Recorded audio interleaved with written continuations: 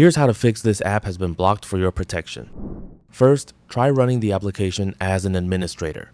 Right-click on the application and select Properties. Go to the Compatibility tab and check the box next to Run this program as an administrator. Click Apply, then select OK and try opening the application again. If the problem continues, open the Start menu and search for Windows Security. Open the application, then select Virus and Threat Protection. Under Virus and Threat Protection Settings, click Manage Settings.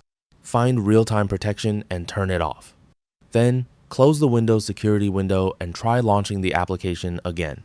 If you're still seeing the error, open the Start menu and search for User Account Control Settings. Select Change User Account Control Settings.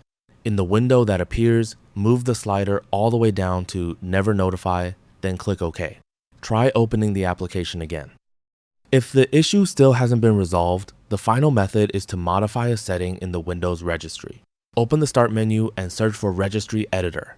Open it, then navigate to H key local machine, then expand Software. After that, expand Microsoft. Find and expand Windows. Now expand Current Version. Here, find and expand Policies. Inside this, select System. Once you're inside the System folder, find the Enable LUA entry on the right-hand side. Double-click on Enable LUA and change the value data from 1 to 0. Then, click OK and close Registry Editor. Finally, restart your computer to apply the changes. Once your computer has restarted, try opening the application again. This should resolve the error that was preventing the application from launching. And that's it. That's all for this video. Thanks.